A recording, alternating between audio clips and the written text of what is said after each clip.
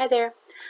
I decided to make a video for my lab final, and um, I came into this experience for this class very green, very new to doing the guided reading, instruction, the lessons, all of that. I'm excited about it. Literacy instruction is a genuine passion of mine. It's something that, it really is why I wanted to become a teacher to begin with. So I was very excited, but very green, very new to all of it. And it felt a little bit overwhelming at first. So I probably played it safe, not necessarily intentionally, by choosing to work with my own child, just because I wasn't very confident in my abilities to do this necessarily, and didn't want to raise anyone's expectations about what I might be able to do with their child. But in the end, I think it may have actually been harder working with my own kid. So that may have backfired for me a little bit. But anyway, the details, Reese is 6 years old and in first grade, and he's very interested in reading.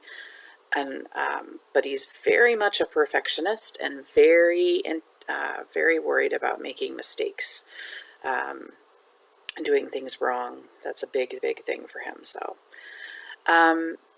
in this class and in researching for this project,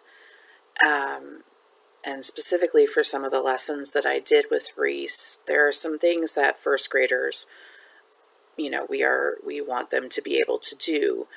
And Reese, as far as observing his strengths, he really is doing a lot of those things, or was before we began even, was doing a lot of those things already. He's a very good, for instance, at retelling stories, at things like predicting, and he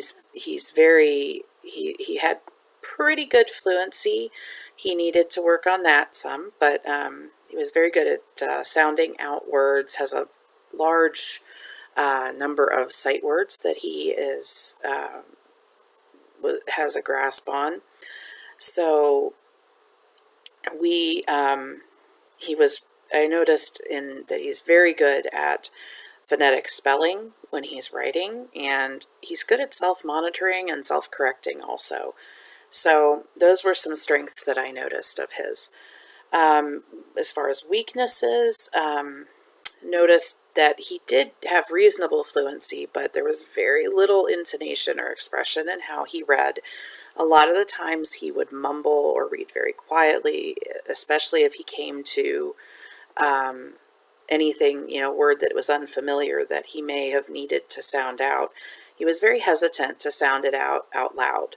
He would mumble over the word and then go back, and self-correct and get it once he had it already, though. He didn't want to work through it out loud, is the best way to describe it, I guess, because he didn't want to get it wrong. And so we worked, that was something that he kind of needed to work on. He also ran he just kind of ignored the punctuation, running sentences together, for example. When he was reading dialogue, he was not reading with any sort of expression or anything like that. And then as far as, he was also very resistant to writing. He would seem to just be in a hurry to get down the quickest thing he could, to fulfill the requirements of the assignment and be finished with it. He would he wanted it over with. That was definitely something that I noticed. And when he was writing his capitalization and punctuation, we definitely, he needed to work on those as well. As far as changes to myself, I really learned a lot and realized that I still have a lot left to learn. I learned that I was doing too much for Reese and for other students that I've worked with in the past, to the extent that I have. I was doing too much of the work for them, and not giving them enough time to come to work through it for themselves. Um, so he really needed less support in a lot of cases than I was giving, and it just needed a little more time. I really have become aware of how much thought goes into good prompting and praise. I didn't realize how it could be phrased in like prompting. There were so many different ways to phrase prompting, I should say, um, to support students' understanding, and they're coming to the answers on their own in different ways, and then to praise them as well in meaningful ways.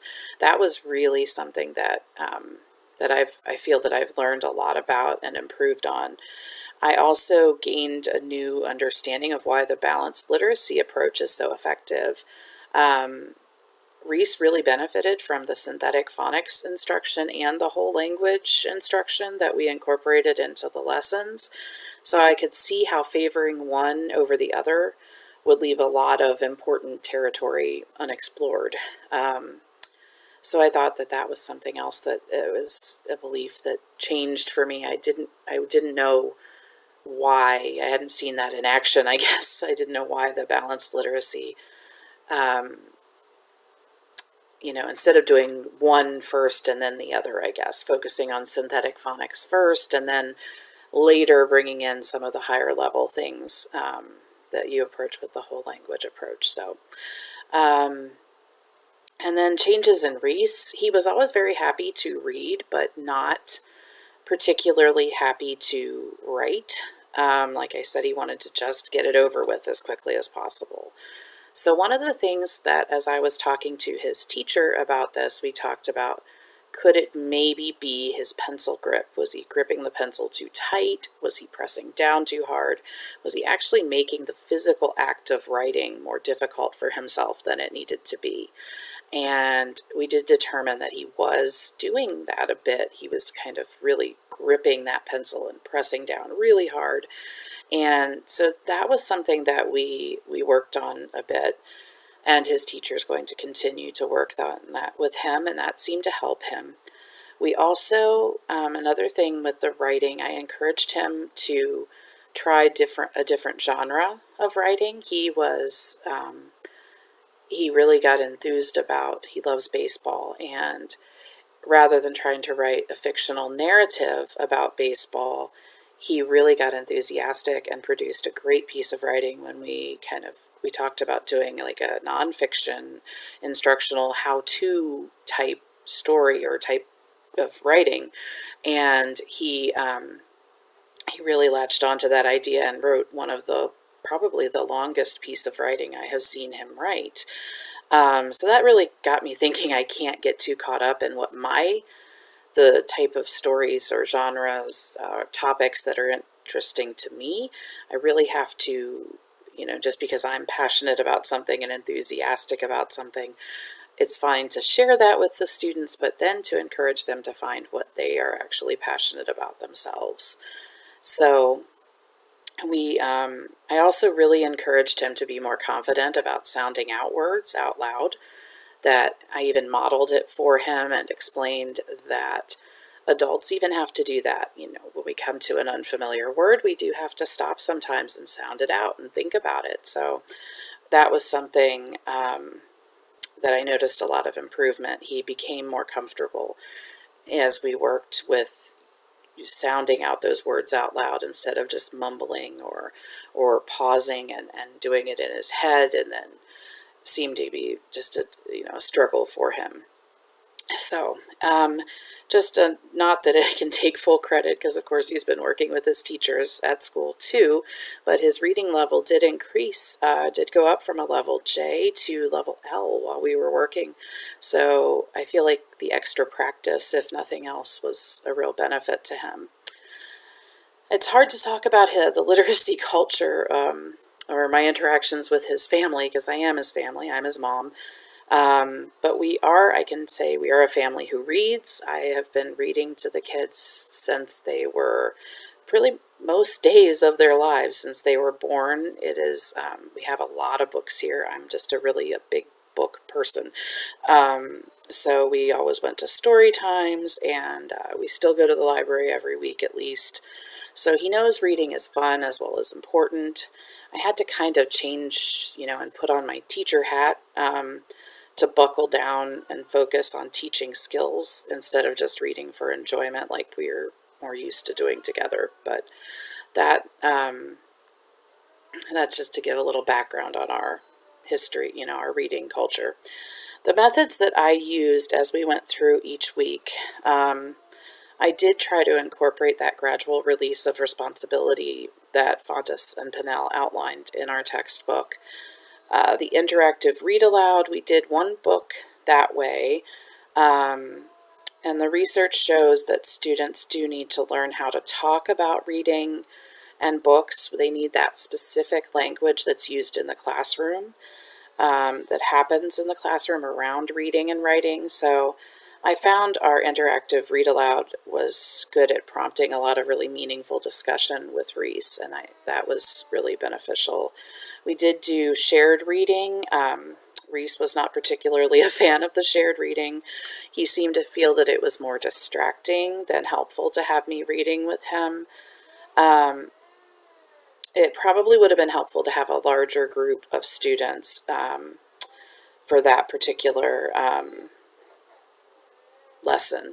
I think that would have worked better. But we were able, though, to read a more complex nonfiction book that he chose from the library just based on the topic interested him.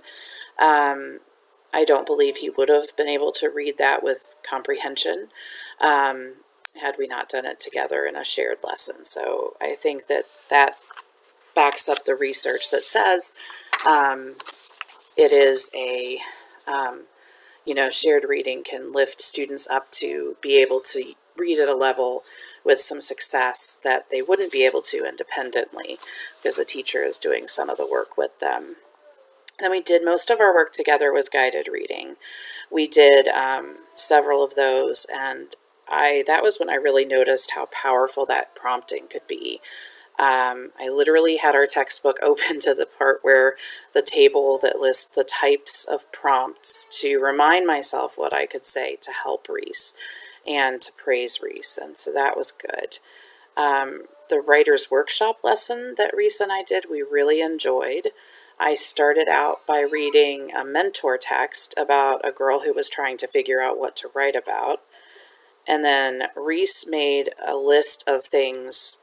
Following that, I instructed him to make a list of things that are passions of his. We called it his heart list. And then he could keep it, and those topics could help him to come up with ideas for what to write about in future writing opportunities for lessons. The simplicity of that assignment seemed to help him not feel overwhelmed by being asked to write too much, since that is something that is he's hesitant about. And then actually he came afterwards, he really did. Baseball was one of those things he wrote down as one of his interests.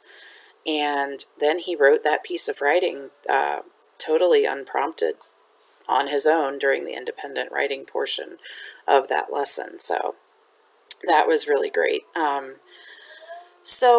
As far as assessment, I did use running records and anecdotal notes during the lessons, and the writing he produced during the writer's workshop was also a really good authentic assessment. The information that and also in the Fontes and Pinnell, our textbook, and then the videos we watched about running records really helped to make them seem less overwhelming, less daunting, and I ended up finding them to be very useful. The information I gathered from my assessments helped me to realize that Reese is a better reader and writer than he thinks he is. So working on building his confidence and his willingness to try more complex texts is a major focus for him.